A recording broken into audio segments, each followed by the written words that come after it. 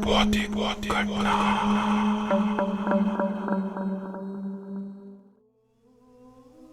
ये बात है साल 2013 की, जब मैं हिमाचल के एक हॉस्टल में रहा करता था।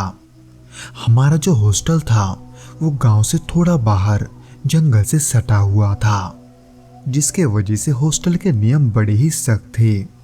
यानी कि शाम के 9 बजे के बाद किसी को भी कैंपस से बाहर जाने की अनुमति नहीं थी।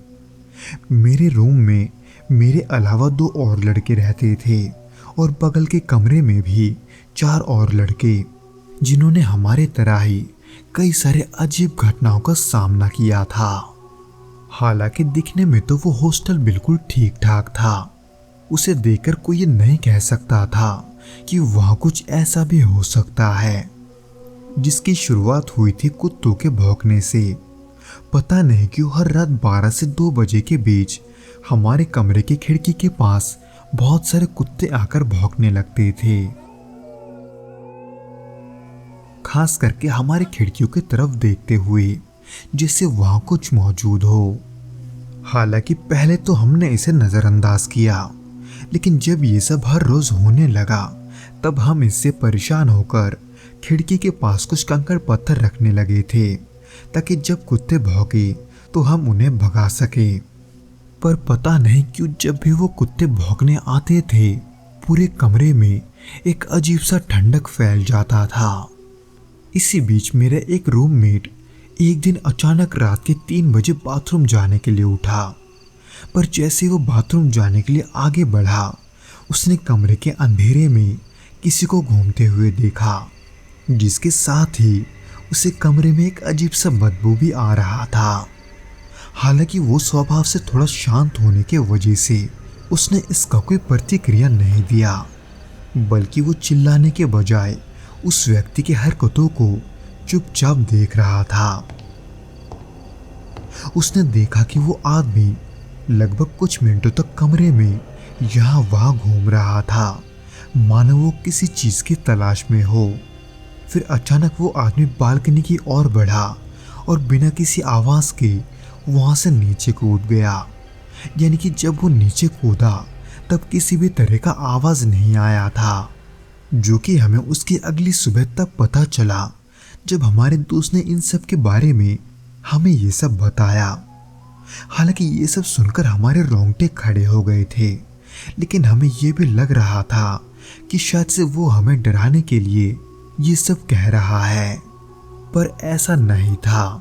जो हमारे साथ हो रहा था वो हमारे बगल वाले कमरे के साथ भी हो रहा था। इसीलिए ये हमारे लिए घबराने का कारण बनने लगा। और वहीं दूसरी तरफ हर रात कुत्तों का भौंकना भी जारी था। हालांकि मैं अब भी इन सबको एक मजाक समझ रहा था, लेकिन उस रात जो हुआ उसने मेरे नजरिए को बदल दिया।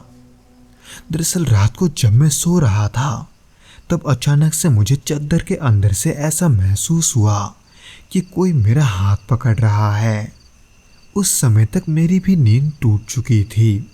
मैं बस ऐसा दिखावा कर रहा था कि मैं नींद में ही हूँ, क्योंकि मुझे ऐसा लग रहा था कि शायद से वो मेरे दोस्त ही है जो मुझसे मजाक कर रहे हैं। इसीलिए उनको चौंकाने के लिए मैं उनके दोबारा छूने का इंतजार कर रहा था।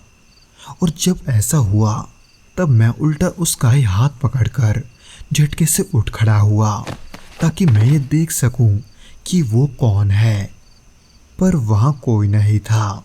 मेरे सभी दोस्त गहरी नींद में सो रहे थे। इसलिए मुझे ये बात समझ में नहीं आ रहा था कि आखिर मैंने कंबल के अंदर से किसका हाथ पकड़ा था। हालांकि इसका वजह तो मैं नहीं जानता था, पर इस घटना के बाद से मैं बहुत ही ज्यादा डरने लगा था, खास करके ये सोचकर कि कोई आदमी रात के अंधेरे में हमारे कमरे में आता है और वहां मंडराता है। इस घटना के तकरीबन 3-4 दिनों के बाद मेरे साथ अचानक फिर से वही हुआ। यानी कि जब मैं बाथरूम जाने के लिए उठा तब मैंने किसी शख्स को एक अंधेरे कोने में खड़ा देखा। वो ना तो कुछ कर रहा था और ना ही वो हिल रहा था। पर कुछ समय के बाद वो फिर से बालकनी की ओर बढ़ा और वहां से नीचे कूद गया, पर बिना किसी आवाज के।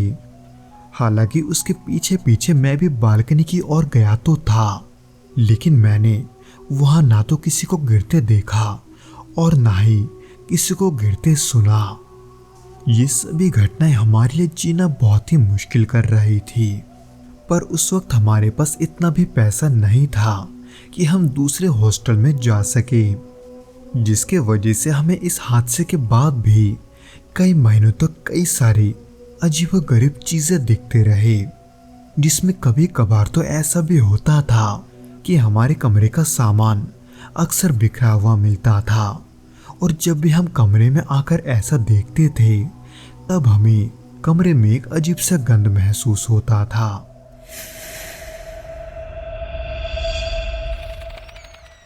तो दोस्तों, ये तो था वो घटना जो कि रविंदर जी के साथ घटा था। उम्मीद करता हूँ कि आपको ये पसंद आया होगा, और अगर आया हो तो प्लीज़ इस वीडियो को लाइक करके इसे अपने दोस्तों के साथ शेयर ज़रूर करना, और हमें कमेंट करके ये ज़रूर बताना कि आपको ये वीडियो कैसा लगा।